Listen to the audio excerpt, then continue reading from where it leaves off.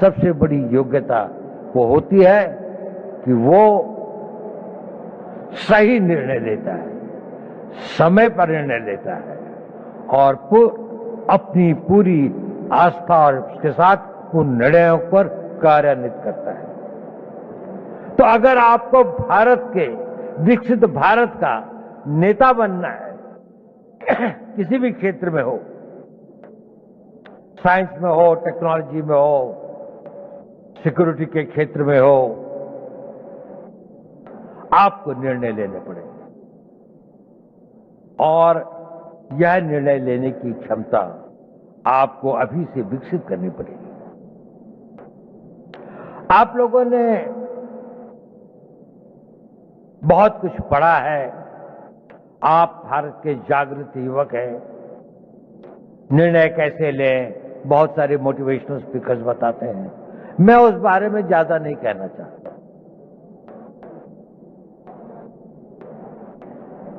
मैं छोटी सी बात कहना चाहता हूं, आप जब निर्णय लें तो आज के लिए नहीं, अपने आने वाले उस भविष्य के लिए निर्णय लें।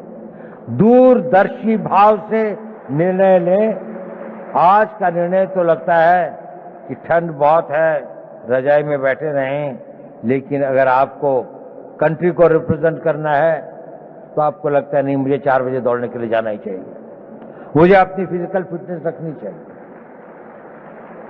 अभी 1 जनवरी को कई लोगों ने बहुत सारे निर्णय लिए होंगे। कल से पक्का सोशल मीडिया नहीं देखूंगा, टाइम खराब नहीं करूंगा, जिम में रोज जाऊंगा, खूब दिल लगा के पढ़ाई करूंगा।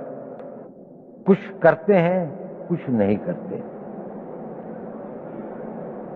सही निर्णय लेना बहुत जरूरी है, बहुत आवश्यक है। अपने निर्णयों को दूरअंदेशी से करें। हर निर्णय को लेने के साथ ये सोचें कि इस निर्णय के बाद मेरा अगला निर्णय क्या होगा, अगला कदम क्या होगा। एक कदम उठाने से पहले अगले 2 कदम की सोचें। जीवन के अंदर में ड्रीम्स से जीवन नहीं बनते, पर ड्रीम्स उनको एक दिशा देते हैं, आवश्यक है। उन ड्रीम्स को डिसीजंस में बदलना पड़ता है और उन डिसीजंस को लाइफ की रियलिटीज में बनना पड़ता है। कुछ लोग जो इसे कर पाते हैं वो सक्सेसफुल हो जाते हैं, उन्हें सफलता प्राप्त होती है। बाकी लोग ड्रीम्स से और डिसीजन तक के कुछ वॉक हो जाते हैं, कुछ डिसीजन से इम्प्लीमेंटेशन तक में भटक जाते हैं, तो गंतव्य तक नहीं पहुंचते। आप सब लोगों में असीम संभावनाएं हैं।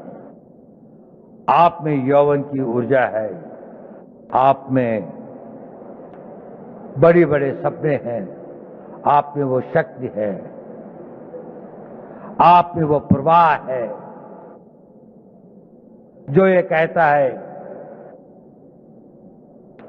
कि मैं समुद्र को पी जाऊंगा, मैं दुनिया को बदल डालूंगा।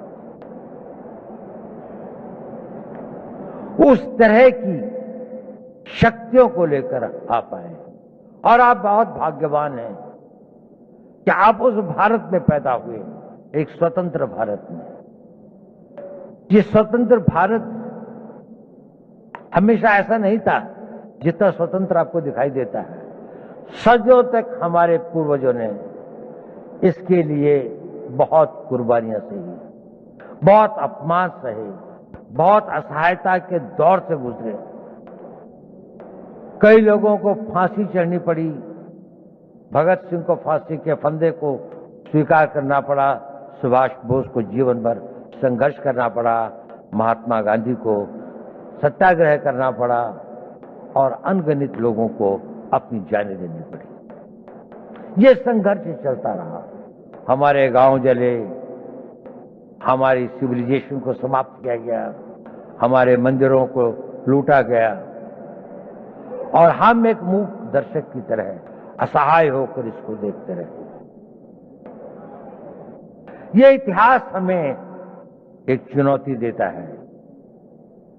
ये उस भारत का आज हर युवक के अंदर वो आग होनी चाहिए कि मैं, प्रतिशोध शब्द अच्छा तो नहीं है, लेकिन प्रतिशोध भी अपने में एक बड़ी भारी शक्ति होती है। हमें अपने इतिहास का प्रतिशोध लेना है।